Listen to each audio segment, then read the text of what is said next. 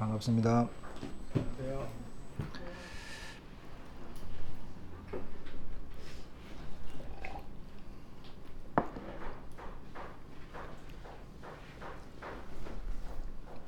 지난 시간에는 믿음에 대해서 이렇게 말씀을 드렸습니다. 믿음이 뭐냐라기보다는 그 제목을 믿음이란 무엇인가 이렇게 올렸는데, 믿음이 무엇이냐라고 하는 것을 말하기보다는 믿음, 왜 하나님이 믿음이라고 하는 것을 통해서 우리를 구원하시기를 원하셨는지 그런 이야기를 말씀을 드렸습니다. 믿음이라고 하는 것은 참 신비롭다 그랬죠. 그래서 하나님이 우주 만물을 창조하셨다라고 하는 것을 우리가 이해할 수 없어요. 믿음으로밖에 가능하지 않습니다. 그래서 하나님이 아무리 커도 하나님이 천지 만물을 창조했고 영원전에 있다 그렇게 하셔도 우리가 그렇게 믿으면, 믿음이라고 하는 것은 그런 거예요. 우리가 그렇게 믿으면 되는 것입니다. 그러니까 믿음은 이렇게 제한되는 것이 아니거든요. 그렇기 때문에 이제 예를 들어 이제 하나님께서 우리가 이제 로마서를 지금 보고 있는데, 로마서 1장은 뭡니까? 이방인들, 그러니까 하나님을 전혀 모르는 사람들이 다 죄인이다. 그들이 하는 모습을 봐라. 다 죄인이다. 이걸 이야기했고, 2장에 가면 이제 유대인들을 이야기합니다. 율법을 갖고 있는 유대인들을 봐라. 여전히 그들도 죄인들 아니냐. 그 3장에 가서 결론 짓기를 이방인이나 유대인이나 다 죄 아래에 있다. 모든 사람이 죄를 범했다. 의인은 없나니 하나도 없다.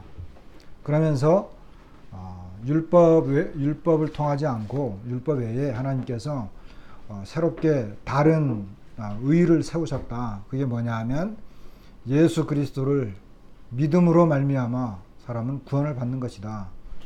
하나님이 율법을 통해서 어떤 행위를 통해서 사람을 의롭다라고 여겨주는 게 아니고, 왜냐하면 이방인이나 유대인이나 다 죄 아래 있기 때문에 죄 아래 있는 사람들이 아무리 어떤 행위를 해봐도 그건 여전히 죄 아래서 하는 거다. 여전히 죄의 행위를 하는 것이다. 그리고 율법을 지키려고 해도 율법을 다 지킬 수도 없고, 율법을 보니까 죄를 깨닫는 것이지 율법을 통해서 의로워지는 것이 아니다. 그럼 뭐냐? 이제 하나님께서 새로운 의를 만드셨다. 그게 뭐냐 하면 예수 그리스도께서 속죄 제물이 되어 주셨다. 우리의 죄를 속량하신 것이다. 그래서 그 예수 그리스도를 믿게 되면 그 믿음을 보시고 하나님께서 은혜로 믿는 사람을 의롭다라고 여겨주시는 것이 바로 하나님의 의라고 하는 것입니다. 이제 그와 같은 것을 이제 우리가 보았죠. 그래서 이것은 하나님이 정하신 거예요. 이것은 그래서 의의 법이라고 했죠. 법은 뭡니까? 정해진 거거든요. 하나님이 그렇게 정하신 거거든요. 그러니까 다른 방법을 통해서 의로워지는 길은 없어요. 하나님께서 다른 길을 세우지도 않고 다른 이름으로 구원을 얻을 만한 것도 만들지 않았고, 하나님은 예수 그리스도를 이 죄를 위한 희생제물로 내주시고, 그 예수 그리스도를 믿으면 그 사람을 의롭다라고 여겨주시겠다고 한 것이 하나님의 의입니다. 그래서 우리가 예수님을 믿었잖아요. 우리 예수님을 믿으니까 하나님이 우리를 의롭다라고 여겨주시는 거예요. 그래서 물론 이제 거기에는 또 다른 의미도 들어있다라고 하는 것을 봤습니다. 왜냐하면 하나님은 예수님을 믿으면 그 믿는 사람을 의롭다라고 여겨주시는 것이 하나님의 의라고 했지만, 그럼 왜 예수님을 믿도록 하셔야만 할까요?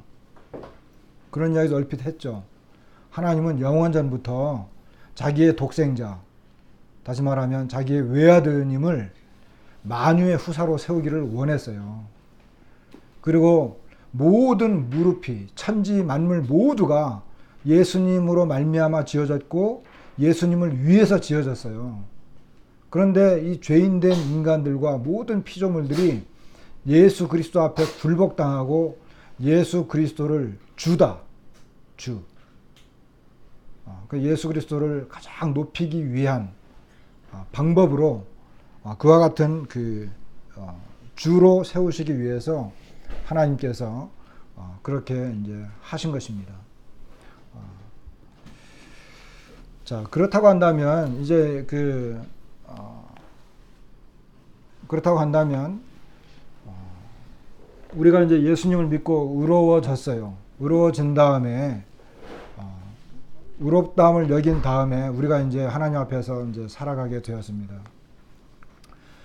좀 결론적인 부분부터 이제 언급을 해야 될 것 같은데, 여러분 예수님을 믿었잖아요. 예수님을 믿고 난 다음에 우리는 이제 믿음으로 살아가게 됐습니다. 그런데 우리가 믿음으로 이제 믿어서 하나님 앞에 의롭다함을 얻었지만 우리가 결국 하나님 앞에서 이 신앙이라고 하는 걸 붙들고 살아갈 때 그 궁극적인 그 힘과 우리가 신앙생활을 유지할 수 있다고 하는 것이 있다면 그것이 무엇이라고 생각하십니까? 자, 여전히 우리가 하나님 앞에 의롭다함을 얻을 때 무엇으로 의롭다함을 얻었어요? 믿음으로 의롭다함을 얻었잖아요. 그죠? 하나님은 우리를 믿음으로 의롭다함을 얻게 하셨어요. 그래서 우리가 이제 믿고 난 다음에 여전히 믿음으로 살아가는데 내가 믿고 살아간다고 하긴 하지만 내가 이 신앙생활을 하는데 이 믿음의 이 근본적인 것, 내가 신앙생활을 함에 있어서 근본적인 힘과 그리고 이 신앙생활을 우리가 유지할 수 있는 이 근본적인 그 능력과 힘이 있다고 한다면 그게 무엇이겠느냐는 거예요. 자, 첫 번째로 우리의 행위를 한번 보십시다. 우리의 행위. 자, 내가 예수님 믿고 난 다음에 우리의 삶이 많이 변했어요. 그죠? 우리의 삶이 많이 변했죠. 옛날 이방인들이 살던 그런 방법대로 살지 않습니다. 그럼 우리가 이제 하나님 앞에 좀 이렇게 착한 행위, 착한 삶, 세상 사람들이 보기에도 착한 이런 모습, 도덕적이고 그리고 어떤 인간적인 이런 우리의 행위를 가지고 내가 이런 행위를 했으니까 내가 이 정도의 이런 삶을 살아갔으니까 하는 그 힘으로 우리가 신앙생활을 합니까? 어떻습니까? 우리가 하나님 앞에 저는 그럴 때가 많이 있었어요. 뭐 지금도 제 믿음이 약해서 그런가 제가 뭐 이렇게 말씀도 좀 보고 그리고 기도하고 그리고 전도하고 뭐 이럴 때는 하나님 뭐 이 정도면 된 거 아니에요? 그런 어떤 그런 생각으로 내가 하나님 앞에 어떤 의로운 행위를 하고 있다라고 하는 어떤 이런 느낌 때문에 내가 신앙생활을 잘하는 것 같은 그리고 그런 것 때문에 내가 신앙생활을 지금 잘하고 있는 거야. 하나님이 기뻐하시고 계실 거야. 이러면서 우리가 신앙생활을 할 수도 있잖아요. 그리고 많은 사람들이 그렇게 하고 있잖아요. 그래서 교회에 여러 가지 프로그램이라든지 어떤 행사라든지 여러 가지 시스템을 만들어 놓고 그것을 잘 따라오게 하는 거죠. 신앙생활 잘하도록 잘 따라오게 하는 거죠. 그래서 성경 공부 시간에 참석하고 기도 집회에 참석하고 또 전도 뭐 이렇게 훈련도 가고 그런 걸 열심히 이제 정해진 프로그램을 따라서 하면 내가 하나님 앞에 정말 신앙생활을 잘하고 그런 것이 있어서 내가 이 신앙생활을 하는 데 있어서 큰 힘이 된다. 위로가 된다. 그럴 수도 있잖아요. 그죠? 우리 중에는 그렇게 해서 살아가는 사람들도 많이 있어요. 어쩌면 저 자신도 그럴 수 있어요. 근데 그것이 과연 내가 하나님을 섬기면서 살아가는데 그것이 과연 이 변하지 않는 힘이 될 수 있을까?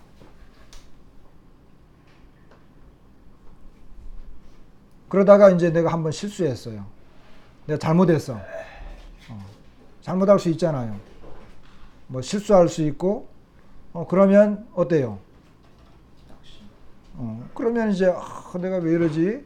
내가 또 이렇게 뭐 죄를 지었구나. 내가 또 잘못했구나. 그렇게 해가지고 절망해가지고 뭐 잘 나가던 성경 공부 안 나가고, 성경 공부 안 나가면 사람들 어떻게 생각해요? 그 형제 시험에 들었나 봐. 뭐 실족했어.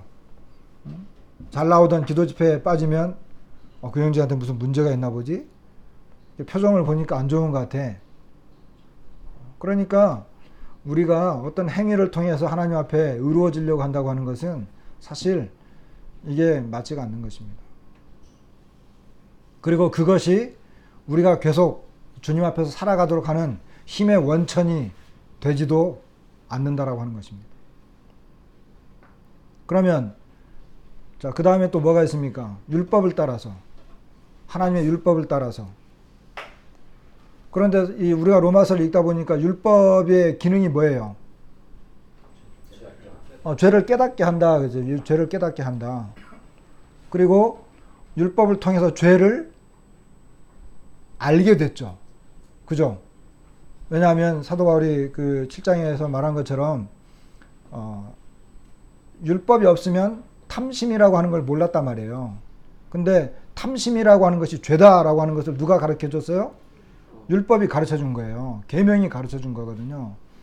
그러니까 율법은 우리로 하여금 죄를 알게 해주는 거죠. 내가 어떤 탐심이라든지 어떤 죄를 저질렀을 때 그것이 죄다라고 하는 것을 가르쳐 주는 선생님이에요. 율법이. 그리고 율법을 통해서 우리는 죄를, 아까 말씀드린 것처럼 죄를 깨닫는 거죠.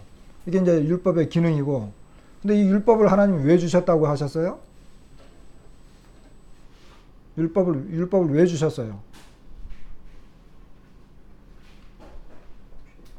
바이블 타임 안 하셨죠? 잘들 하고 계세요. 제가 볼 땐 딱 두 사람 하는 것 같더라고. 밴드에 딱 올라가 보면 딱 두 사람 하고 있어요.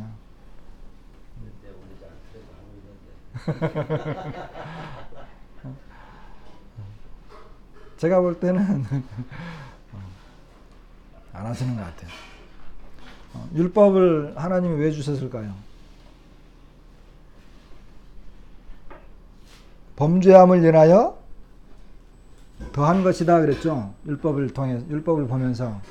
그죠? 범죄함을 인해서 더해진 거다. 그러니까 자, 율법 있기 전에 죄가 있었어요, 없었어요? 죄가 있었죠. 율법이 있기 전에도 죄가 있었단 말이에요. 그런데 율법이 없을 때는 죄를 죄로 여기지 않았죠. 근데 죄는 있었어. 죄는 있는데 죄를 죄로 여기지 않은 거예요. 근데 어느 날 율법이 탁 나타났어요. 그러니까 어떻게 됐어요? 죄가 막 더해진 거예요. 드러난 거예요.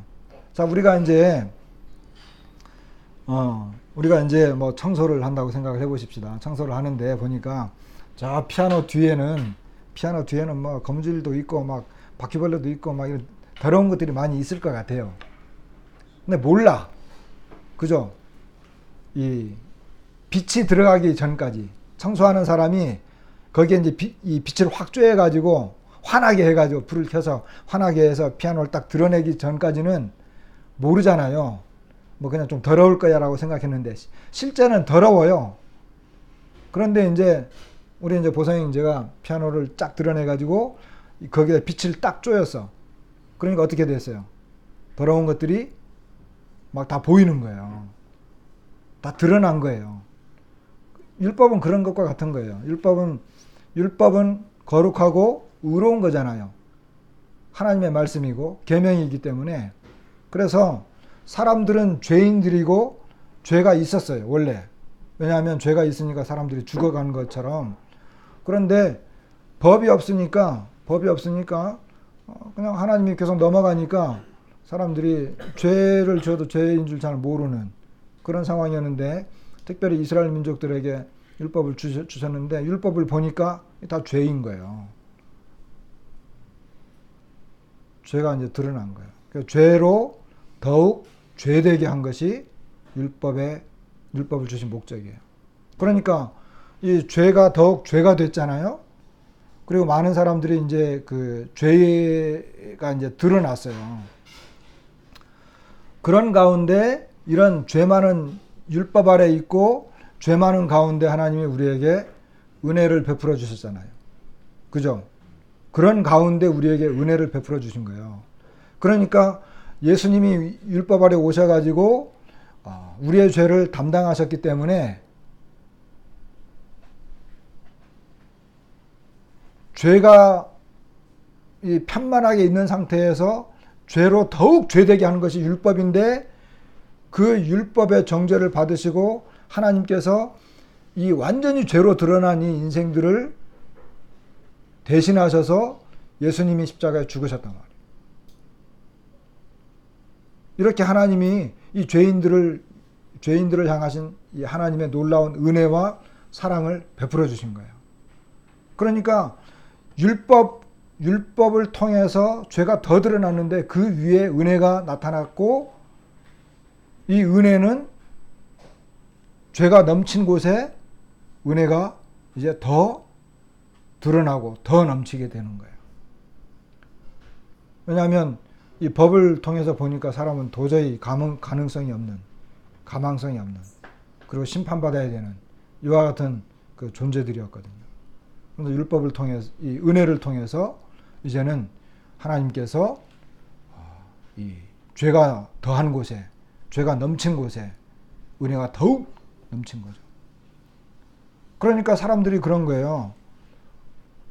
그러면 죄가 막 더 넘쳐나고 죄가 막 완전히 드러났을 때 하나님이 우리에게 은혜를 베풀어 줘가지고 이 모든 죄들을 다 대속해 주시고 우리를 은혜로 불렀으니까, 그 은혜가 더 드러나게 하려면 우리가 더 많은 죄 가운데 들어가야 되네.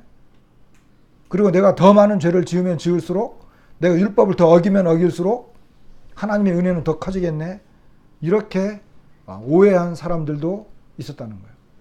그러면서 사도 바울이 하는 말이 뭐냐 하면, 결코 그럴 수 없다.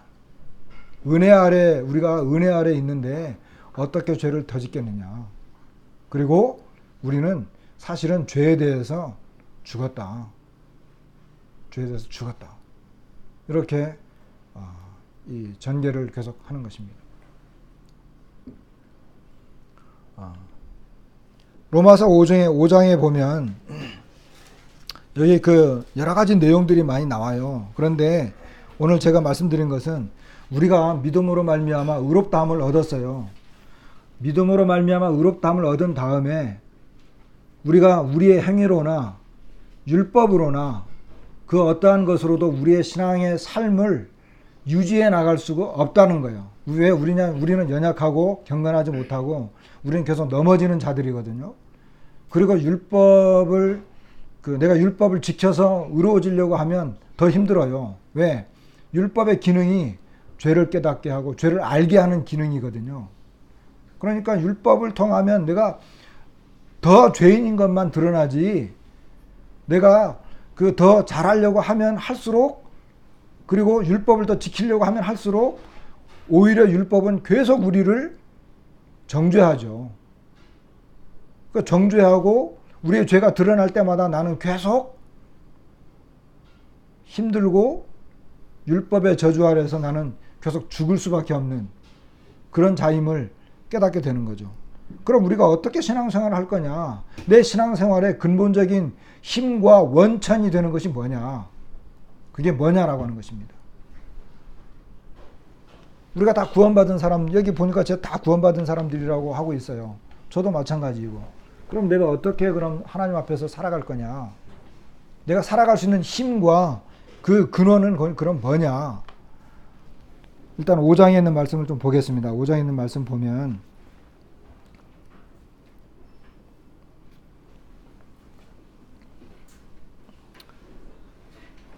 그 5장 1절에는 그러므로 우리가 믿음으로 의롭다 하심을 받았으니 우리 주 예수 그리스도로 말미암아 하나님과 화평을 누리자.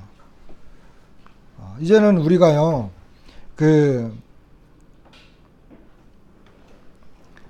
하나님과 화목한 관계가 되었어요. 여기 화평을 누리자라고 번역이 됐지만 하나님과 우리 사이에 화목한 관계가 성립이 됐다는 거예요. 왜? 믿음으로 의롭다 하심을 받았기 때문에. 그 예수 그리스도로 말미암아 하나님과 이제는 화목한 관계가 성립이 되었다는 거예요. 그래서 이제는 우리가 이제 하나님과 이제는 화목한 관계가 이루어졌고, 그러면서 쭉 넘어가 가지고 그러기 때문에 믿음으로 이제 이렇게 살아가는 이유가 이제 쭉쭉쭉 나오면서 우리가 한 가지 이제 봐야 될 것이 뭐냐면 5절에 보면 소망이 우리를 부끄럽게 하지 아니함은 우리에게 주신 성령으로 말미암아 하나님의 사랑이 우리 마음에 부은 바 됨이니 그랬어요. 여기 소망이 우리를 부끄럽게 하지 않는다. 우리에게는 이제 소망이 있죠. 이 부끄럽게 하지 아니한다라고 하는 이 단어는 실망시키지 않는다는 거예요. 다시 말하면 우리가 이제 의롭다함을 얻은 다음에 우리가 이제는 이 하나님 앞에서 소망을 갖고 살게 됐어요. 그런데 이 소망은 우리를 결코 실망시키지 않아요. 왜냐하면 우리에게 주신 성령으로 말미암아 그래요. 하나님께서 우리에게 성령을 주셨죠. 우리가 믿을 때 우리에게 성령님을 주셨는데 성령으로 말미암아 하나님의 사랑이 우리 마음에 부은 바 됨이에요. 이 기록은 우리에게 정말 굉장한 힘이 되는 거예요. 하나님께서 우리에게 사랑을 부어주었어요. 어떻게 부어주었느냐는 그 다음에 우리가 잘 아는 내용들이에요. 6절 우리가 연약할 때의 기약대로 그리스도께서 경건하지 않은 자를 위해서 죽었고, 8절에 우리가 죄인 되었을 때에 그리스도께서 우리를 위하여 죽으심으로 하나님께서 우리에 대한 자기의 사랑을 확증하셨다. 그리고 10절에도 보면 우리가 원수 되었을 때 그 아들의 죽으심으로 하나님과 화목하게 되었다. 그러면서 우리는 구원을 받을 것이다. 이렇게 이야기해요. 다시 말하면 하나님의 사랑이 우리에게 부은 바 되어졌는데 하나님은 우리에게 사랑을 그냥 조금 나눠준 게 아니에요. 이것은 하나님은 우리로 하여금 하나님과의 완전한 관계 속에서 살아갈 수 있도록 해주셨다는 거예요. 그것이 우리가 이 연약하고 그리고 죄인 되었고 경건하지 않았고 그리고 원수 되었고 그럴 때 하나님께서는 예수 그리스도를 대신 죽게 하심으로 우리를 향하신 사랑을 확증하셨고 우리를 위한 이 구원에 대한 모든 문제를 우리를 구원해 주셨고 구원해 주실 것이고 그리고 앞으로 구원해 주신다라고 하는 이와 같은 놀라운 것을 우리에게 증명하신 거예요. 어떻게? 하나님의 사랑으로.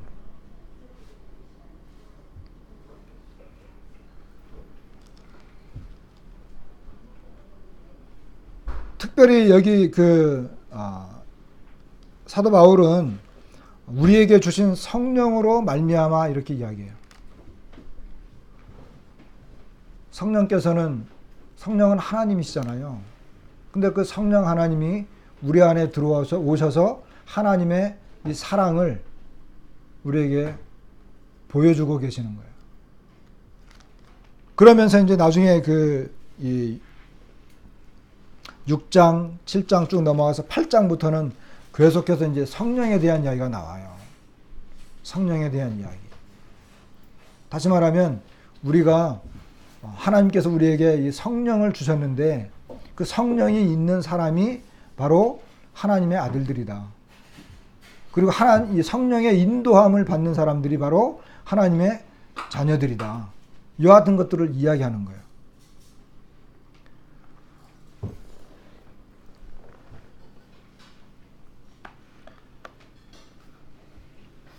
그러면서 그 5장에서는 우리 예수님께서 이 아담과 예수님을 이렇게 그 비교하면서 여기서 중요한 건 뭐냐 하면은 아담으로 말미암아 이제 사망이 왕노릇했잖아요. 근데 예수 그리스도로 말미암아 지금 왕노릇하는 건 뭐예요? 아담으로 말미암아 아담이 죄를 지어서 사망이 왕노릇했죠. 그죠? 근데 지금 예수 그리스도로 말미암아 왕노릇하는 것은 뭐가 왕노릇하고 있어요? 생명이 뭐 왕노릇하기도 하지만 실제로 왕노릇하는 것은요, 은혜예요. 은혜. 하나님의 은혜. 그 보게 되면 어디 나와 있어요? 21절.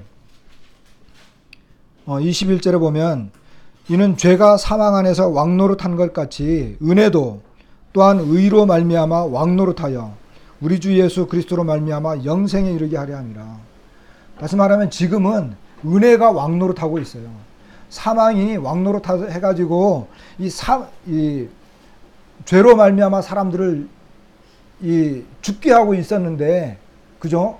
죄로 말미암아 사람들을 죽게 하고 있었는데 예수 그리스도께서 우리의 죄를 대속하시고 하나님은 그 예수 그리스도를 믿음으로 말미암아 우리가 지금 서 있는 자리가 어디예요? 우리가 지금 서 있는 자리, 아까 우리 좀 전에 읽었는데 내가 지금 서 있는 자리가 어디예요? 5장 그 2절을 보세요. 2절. 또한 그로 말미암아 우리가 믿음으로 서 있는 이 은혜에 들어감을 얻었으며, 이 번역이 좀 애매한데 믿음으로 서 있는 이 은혜에 들어감을 얻었으며, 내가 서 있는 자리가 은혜라고 하는 거예요. 이 은혜에 내가 어떻게 들어갔어요? 믿음으로 들어간 거예요. 하나님께서 은혜를 베풀어 주셨는데 그 은혜 안에 들어갈 때 내가 믿음으로 들어갔다는 거예요. 그러니까 은혜는 하나님 쪽에서 베풀어 주신 것이고 그 은혜를 내가 어떻게 받아들이냐는 믿음으로 받아들이는 거예요. 근데 내가 서 있는 자리는 어디냐? 은혜라고 하는 거예요. 지금은 은혜 시대라고 하죠. 지금은 은혜 시대예요. 지금은 은혜가 왕노릇하고 있어요. 그래서 누구든지 예수 그리스도를 믿으면 하나님의 은혜로 말미암아 생명을 얻어요. 이것이 지금 이 세상에 지금 정해진 거예요.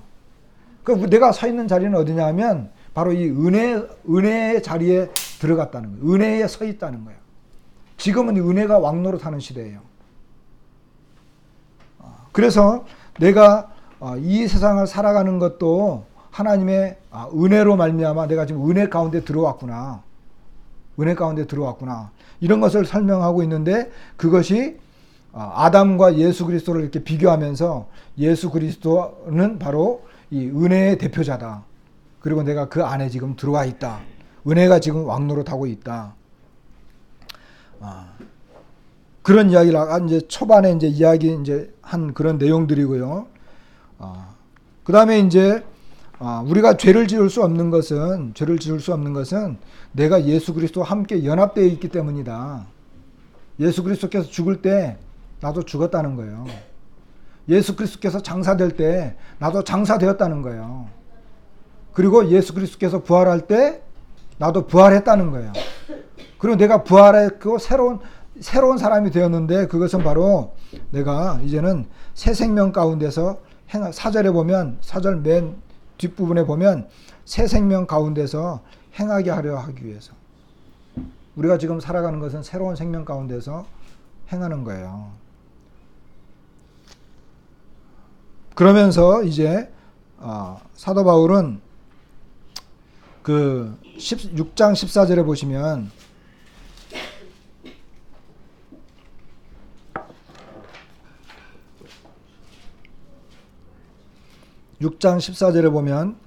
죄가 너희를 주장하지 못하리니 이는 너희가 법 아래 있지 아니하고 은혜 아래 있음이라 그랬어요.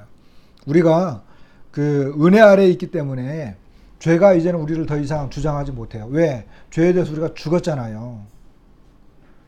죄의 삭슨, 이 죄에 대한 이 죄로 말미암아 사망이 왔는데, 사망이 왕노릇하다가 우리가 예수 그리스도에게로 들어감으로 말미암아 이제는 은혜 아래 있게 된 거예요. 그러니까 은혜 아래 있는 이 사람들에게는 죄가 더 이상 해볼 수가 없어요. 예를 들어 가지고 우리 가온이가 아침에 들어오면서 잘못했어요. 근데 내가 법을 따라 가지고 하면 걔 아주 혼을 내줘야 돼. 엉덩이 한 몇 대 때려야 돼. 근데 내가 가온이를 은혜로 받아줬어요. 걔를 사랑하니까 받아준 거예요. 은혜로 걔를 받아준 거예요. 예배당에 왔으니까, 예배당 교회에 왔으니까 걔를 은혜로 이렇게 충분히 받아준 거예요. 그러니까 걔가 잘못하고, 그러니까 죄가 그를 막 송사하고 힘들게 하고 싶어도 할 수가 없는 거예요. 왜? 내가 은혜로 걔를 받아줬기 때문에. 그런 것처럼 지금 우리도 은혜 아래 살고 있어요. 그러면 우리가 은혜 아래 살고 있으니까 계속 죄를 지어야 되느냐 이 말이에요. 내가 예를 들어 가온이를 받아줬어. 너 인사 안 했지? 이리 와, 인사해. 한 대 때려야 되는데 안 때리고 벌을 주지 않고 용납을 해줬어요. 그러니까 걔가 그러니까 인사 안 해도 되네? 그냥 못 본 척 해도 되네? 그러니까 계속 죄를 지어야 될까요? 그렇지 않다는 거죠. 그러면서 이제는 우리가 우리 자신을 특별히 있잖아요. 여기 그 6장에 보면 이런 말씀이 있어요. 그 6장 16절에 보면 너희 자신을 종으로 내주어 누구에게 순종하든지 그 순종함을 받는 자의 종이 되는 줄 너희가 알지 못하느냐. 여기 너희 자신을 그랬어요. 우리가 우리 자신을 누구에게 내줄 거냐? 그럼 내가 계속 죄에게 줄 거냐? 그렇지 않다는 거죠. 17절에도 보면 하나님께 감사하리로다 너희가 본래 죄의 종이더니 너희에게 전하여 준 바 교훈의 본을 마음으로 순종하여 죄로부터 해방되어 의에게 종이 되었느니라 그랬어요. 여기 하나님께 감사하리로다 그랬잖아요. 우리가 원래는 죄의 종이었죠. 근데 우리에게 전해준 이 교훈의 본을 마음으로 순종했다고 하는 거예요. 여기 교훈의 본은 뭘까요? 교훈의 본은 우리에게 전해준 이 복음을 비롯한 모든 주님의 가르침을 다 말하는 거예요.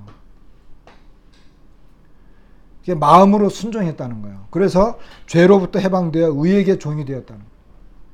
언제?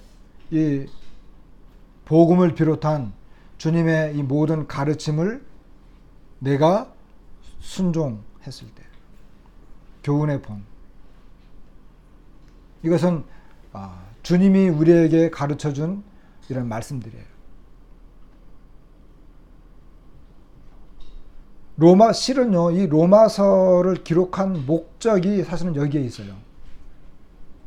로마서를 기록한 이 사도 바울이 로마서를 이제 보내면서 로마에 있는 성도들에게 여기 보내면서 이 로마서를 기록한 목적 중에 하나가 거기 있어요. 왜냐하면 1장을 한번 열어보세요. 1장. 로마서 1장 열어보시면 로마서 1장 5절 말씀을 보세요. 그로 말미암아 우리가 그 은혜와 사도의 직분을 받아. 여기 사도 바울이 우리가라고 하지만 사도 바울을 말하는 거잖아요. 은혜와 사도의 직분을 받아서 그의 이름을 위하여 모든 이방인 중에서 뭐라고 하고 있어요? 모든 이방인 중에서 믿게 하고 순종하게 하기 위하여 사도 바울이 은혜와 사도의 직분을 받았다는 거예요. 사도 바울이 은혜와 사도의 직분을 받아서 복음을 전하고 모든 이 바른 교훈, 하나님 말씀을 가르쳤어요. 이방인들로 어떻게 하기 위해서? 믿고 순종하기 위해서. 사도 바울이 내가 그런 일을 하기 위해서 그 이야기를 하는 거예요. 1장에 그런 말씀이 기록됐잖아요. 16장 열어보세요. 아까 그 16장 로마서 마지막 장이죠.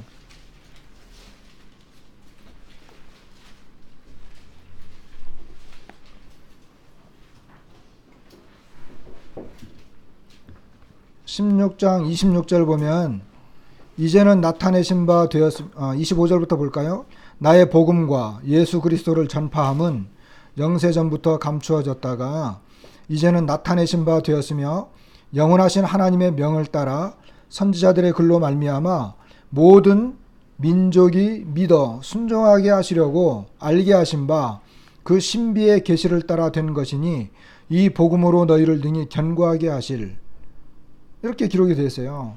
사도 바울이 복음을 전하고 예수 그리스도를 전파하는 것은 그건 감춰져 있었던 거지만 26절에 이제 나타났다는 거죠. 그러면서 영원하신 하나님의 명을 따라 선지자들의 글로 말미암아 모든 민족이 믿어 순종하게 하시려고. 이것이 사도 바울이 복음을 전하는 그리고 이 로마서를 기록한 목적 중에 하나예요. 다시 말하면 사도 바울이 복음을 전하잖아요.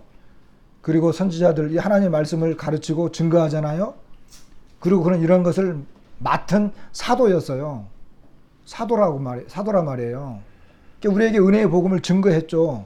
그건 뭐냐? 이방인들이 믿어서 순종하게 하기 위해서요. 믿는 것만이 아니에요. 믿음은 순종과 동전의 양면 같은 거예요.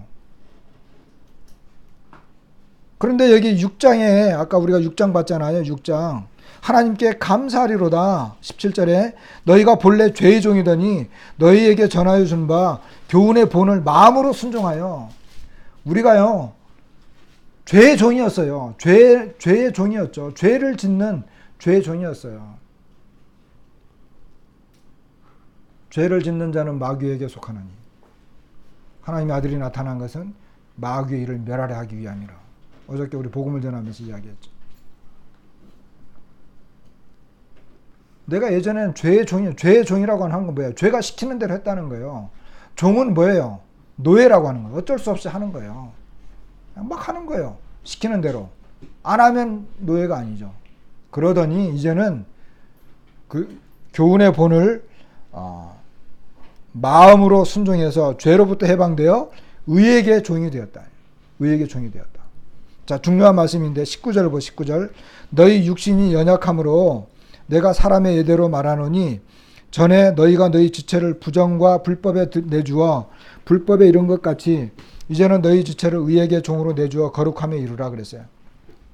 이제 다른 내용이 쭉쭉 나오는데 여기 너희 육신이 연약함으로 그랬어요. 이 육신은 우리 육체를 말해요. 사도 베드로가 주는 그리스도시요 살아계신 하나님의 아들입니다. 그럴 때 예수님이 뭐라고 대답했어요? 주는 그리스도시요 살아계신 하나님의 아들입니다. 라고 신앙 고백을 했잖아요. 그러니까 예수님이 그 다음에 이어서 하신 말씀이 이를 너에게 알게 하신 것은 혈육이 아니요. 그죠? 혈육이 아니요. 그 다음 하늘에 계시는 아버지께서 알게 해주신 것이다. 근데 여기 혈육이 아니라 그랬잖아요. 혈육은 그럼 사도 베드로가 신앙 고백을 할 때 예수님이 야 이걸 너에게 알게 해준 것은 혈육이 아니다. 이 말은 너네 동생, 너네 아버지 요셉, 마리아 이런 사람들이 너에게 알려게 해준 거다. 이런 의미일까요? 여기 혈육이 바로 이 육신이에요. 육체란 말이에요. 다시 말하면 사람의 어떤 이 지식, 어떤 사람의 어떤 깨달음, 어떤 육체의 어떤 종교적인 마음, 그런 것들로 사도 베드로가 예수님을 알았다는 게 아니에요. 그건 누구로부터 한 거예요? 하나님께서 깨닫게 해주신 거예요. 무슨 말인지 아시겠죠? 그러니까 여기 우리의 이 육신은 있잖아요. 이 우리의 육신은 이 육체라고 하는 것은 여기 19절에 있는 것처럼 연약한 거예요. 연약하다. 다시 말하면 우리가 하나님의 뜻대로 이렇게 살아갈 수 있도록 만들어진 게 아니라는 거예요. 내 육신 안에, 이 육체 안에 그 뒤에 이제 쭉 7장 이제 쭉 넘어가면 내 육신 안에 선한 것이 거하지 아니함을 내가 알게 되었다. 이렇게 표현하잖아요. 그래서 우리 육체는요, 약해요.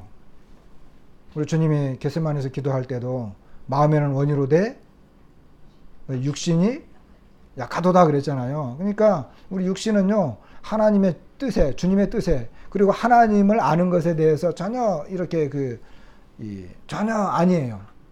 우리의 육체는. 근데 이 성경에 육신으로 나왔어요. 이것은 어떤 사람의 지식, 어떤 사람의 어떤 이런 종교성, 또는 어떤 사람의 어떤 이런 인지, 깨달음, 사람이 갖고 있는 이 육체로부터 나오는 이런 지식적인 것들은 예수님에 대해서 알 수가 없어요. 육신의 생각은 사망이다 그래. 영의 생각은 생명과 평안이다. 그러면서 이제 쭉 넘어가면서 우리가 그러니까 육체로 살아가는 것이 아니라 우리 안에 계신 무엇으로 산다? 성령으로 산다. 5장에 성령이 처음 나왔잖아요. 근데 8장에 가면 이제 성령으로 살아간다. 너희 안에 성령이 계신데 바로 그 성령의 인도하심과 성령의 능력으로 성령의 가르침을 따라서 성령의 법으로 살아야 된다. 근데 그 성령의 법으로 살아간다라고 하는 것을 쭉 설명하면서 맨 마지막에 8장에 가면 8장 맨 마지막에 가면 우리가 아주 잘 아는 말씀이 있어요. 31절에 보면 그런즉 이 일에 대하여 우리가 무슨 말하리요? 만일 하나님이 우리를 위하시면 누가 우리를 대적하리요?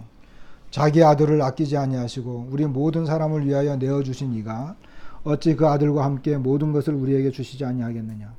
누가 능히 하나님께서 택하신 자들을 고발하리요? 의롭다 하신 이는 하나님이시니 누가 정죄하리요?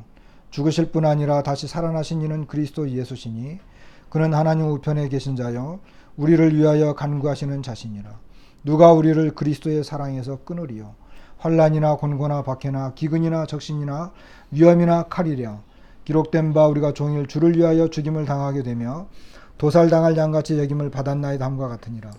그러나 이 모든 일에 우리를 사랑하시는 이로 말미암아 우리가 넉넉히 이기느니라. 내가 확신하노니 사망이나 생명이나 천사들이나 권세자들이나 현재일이나 장래일이나 능력이나 높음이나 깊음이나 다른 어떤 피조물이라도 우리를 우리 주 그리스도 예수 안에 있는 하나님의 사랑에서 끊을 수 없으리라. 여기 35절에는 누가 우리를 그리스도의 사랑에서 끊으리요? 그리스도의 사랑이 나오고 39절에 보면 우리 주 그리스도 예수 안에 있는 하나님의 사랑에서 끊을 수 없다. 그리스도의 사랑이 나오고 하나님의 사랑이 나와요. 다시 말하면 그리고 아까 이제 우리가 읽은 37절 그러나 이 모든 일에 우리를 사랑하시는 이로 말미암아 우리가 넉넉히 이기느니라.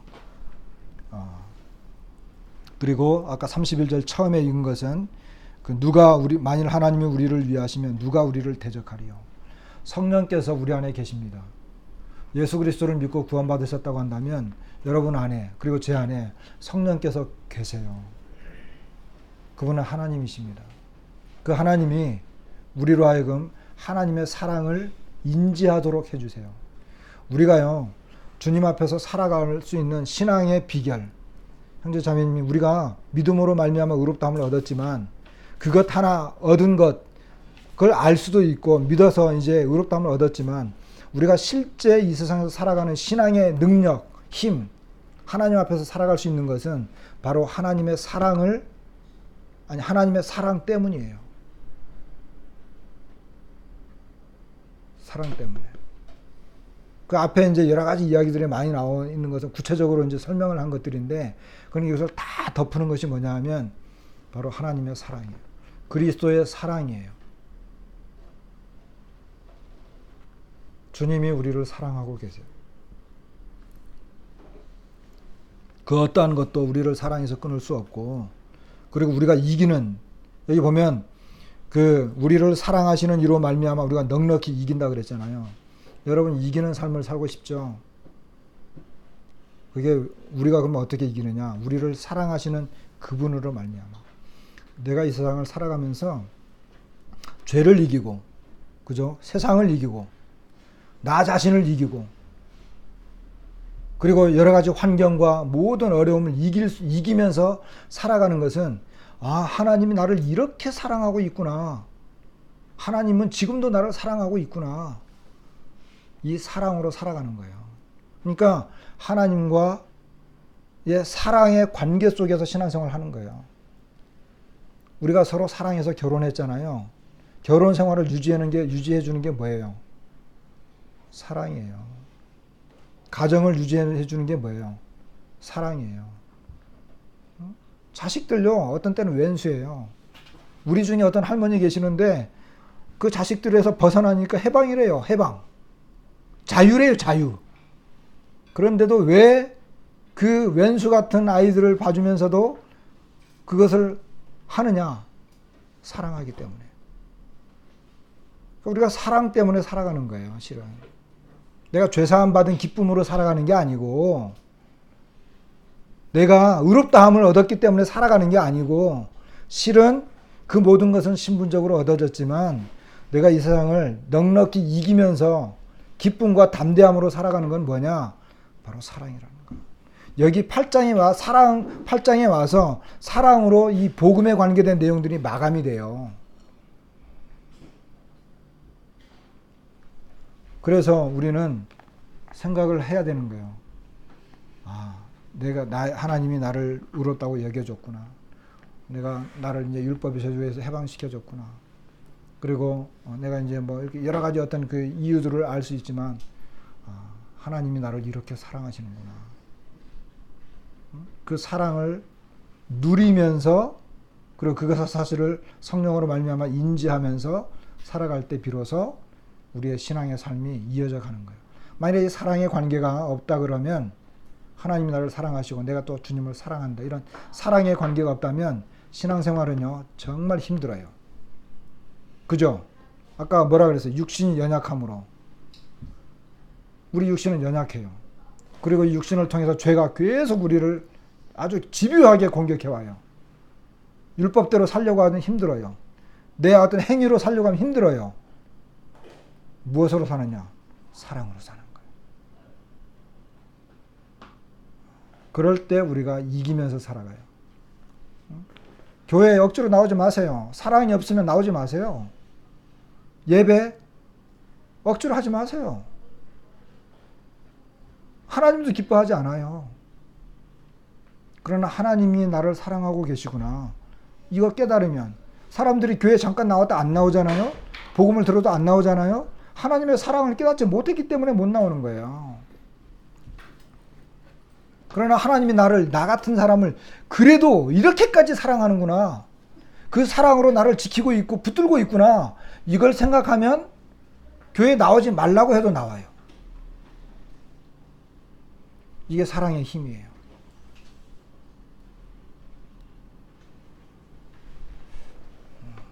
자, 우리 주님 앞에 감사드리십시다. 사랑의 힘으로 살아가십시다. 하나님은 여전히 우리를 사랑하십니다. 말씀을 마치겠습니다.